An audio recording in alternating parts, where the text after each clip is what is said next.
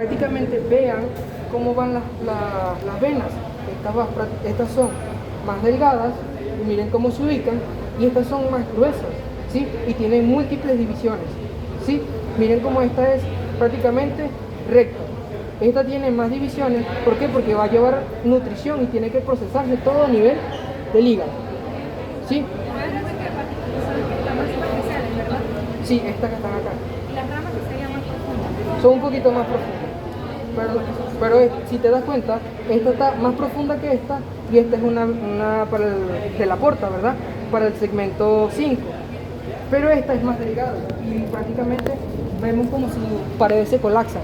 Entonces me da la indicación de que es una vena, ¿sí? Ojo, algo que se me olvidó contar. Las venas suprahepáticas son el número de 3, pero ellas, en algún porcentaje de los casos, la media y la izquierda llegan a un tronco común, ¿sí? Entonces sería la llegada de la vena suprahepática derecha, la media con la izquierda llegan a un tronco común y se unen a la vena cava inferior. Entonces esto me va a dar dos forámenes, ¿sí? Si no se unen y cada una llega por su propia cuenta a la vena cava superior, a la vena cava inferior, voy a tener 3 forámenes. Esto pasa en el 70% de los casos y esto pasa en el 30% de los casos, ¿sí?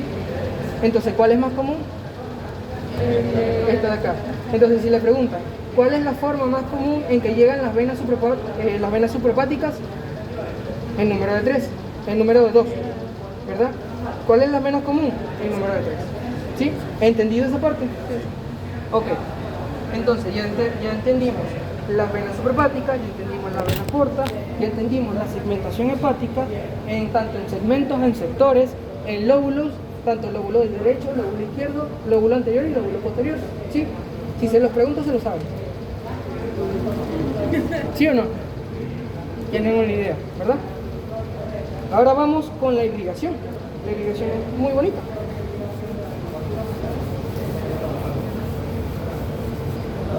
Yo voy a tener a la arteria aorta abdominal.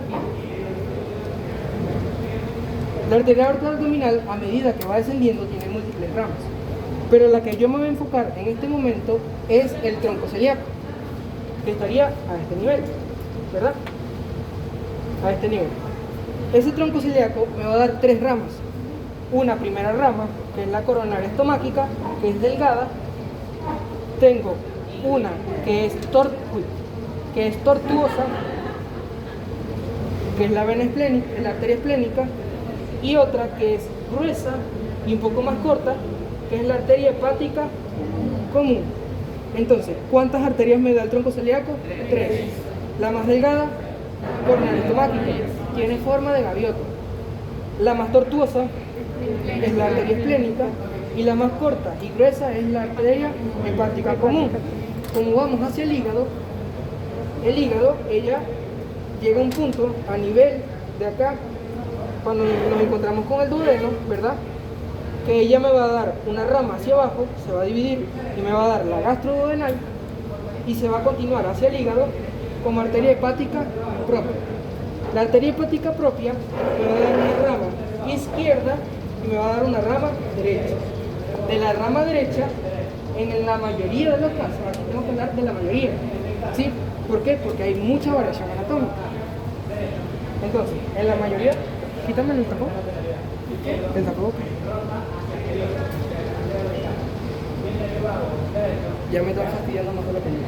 Ajá. Entonces, del lado derecho, ¿verdad? En la mayoría de los casos sale la arteria cística, que es la que me le va a dar irrigación a la vesícula biliar. Entonces, ¿cómo es la irrigación del hígado? Fácil. Tengo el tronco celíaco, del tronco celíaco me sale la arteria hepática común, se divide, me da la gastroduodenal, la hepática propia, y si estamos hablando del hígado, nos vamos con la hepática propia. Entonces, la hepática propia se divide en izquierda y derecha. En la mayoría de los casos me da la derecha, la arteria cística. ¿Por qué le digo en la mayoría de los casos? Porque la arteria cística me pueden hacer de la hepática izquierda, pueden hacer de la hepática propia e incluso de la gastroduodenal. Si leen el buchet van a ver el porcentaje de cada una, de cómo emerge cada una de ellas. Pero lo importante, que lo más común es que salga de la arteria hepática derecha, la arteria cística. Ojo, la arteria hepática izquierda puede salir de acá, de la arteria hepática propia, ¿verdad? Puede salir de la arteria coronaria estomática, en algunos casos también puede salir de la arteria hepática común y puede salir de la gastroduodenal. En el abdomen hay mucha variación anatómica en relación con la irrigación, ¿sí? Eso en relación al hígado. Ahora vámonos con la vesícula biliar. La vesícula biliar tiene forma de esfera, es decir, tiene forma piriforme, ¿sí? Que es esta que tenemos acá, esta forma de perita, ¿sí? Forma de perita. Entonces, la vesícula biliar no actúa más que un reservorio. ¿De qué? De la bilis. Entonces, esa bilis se va a reservar acá. Entonces, la vesícula biliar la podemos dividir en fondo, ¿verdad? Cuerpo y cuello. El cuello tiene un aspecto un poco tortuoso. Ese aspecto tortuoso es muy importante porque ahí se encuentra la válvula de Heister. La válvula de Heister, que va a ser un nombre propio, es una válvula que tiene forma de espiral, y la forma de espiral va a servir para que no se retorne las sales biliares, ¿sí? Las sales biliares es un contenido bastante irritativo. Si esas sales se rompe, ¿verdad?, va a producir necrosis del tejido. Entonces, es muy importante que ella se encuentre revestida dentro de la vesícula biliar y que no retorne, ¿sí? Las sales biliares ayudan mucho a lo que en la digestión, tanto de los lípidos, de los carbohidratos y de las proteínas. Esto no es materia de acá, pero para que se lo lleven. De los lípidos a través de las lipasas, de los carbohidratos a través de la amilasa y de las proteínas a través de las peccinas, ¿sí? Todo es un material muy irritativo. Por eso, si se produce una obstrucción de la vía biliar, es peligroso, ¿sí? Porque es muy irritante. Entonces, esto es la vesícula biliar. ¿Qué pasa? Tenemos nuestro hígado aquí arriba. Yo voy a tener una vía extrahepática, que sería esta que está acá completa, que yo la voy a dividir en una principal y en una accesoria. Entonces, la principal es la que viene del hígado. Entonces, yo voy a tener un conducto hepático biliar derecho y un conducto hepático izquierdo. Confluyen y me forman el hepático común. El principal con el accesorio me forman el conducto colédoco, ¿sí? Voy a borrar esto un momento porque necesito que entiendan algo muy importante. Entonces, esto de acá arriba es el hígado, ¿verdad? Entonces, tengo el derecho y el izquierdo. En la mayoría de los casos, la separación o la unión de estos dos ocurre extrahepático. Menos porcentaje ocurre intrahepático. ¿Qué pasa? Si se dan cuenta, yo acá dejé un triángulo grande. Ese triángulo grande, yo voy a meter acá la arteria cística, ¿verdad? Y me va a formar dos divisiones de ese triángulo. Ahora, tengo un triángulo pequeño. Ese triángulo pequeño se denomina triángulo de Calot. Empieza por C. Entonces, si se les olvida que Calot es el pequeño, chiquito también empieza por C. Entonces, Calot chiquito, ¿sí? Triángulo de Calot. ¿Cuáles son los límites? Límite medial es la vía hepática principal, límite lateral es la vía hepática accesoria y límite superior es la arteria cística. ¿Qué es lo que me va a encontrar yo adentro? El ganglio cístico. El contenido es el ganglio cístico. Pero como yo les dije, en el abdomen hay demasiada variación anatómica. Si pierdo la referencia de la arteria cística, ahora yo la debo tomar con otra referencia. ¿Y cuál es la otra referencia que me encuentro más cercana? Es el borde anterior del hígado. Entonces, esto grandote es el triángulo de Boudet. Grande, en inglés empieza por B, que es big. Boudet, big. Calot, chiquito, de C de chiquito. Entonces, contenido del triángulo de Calot, el ganglio cístico.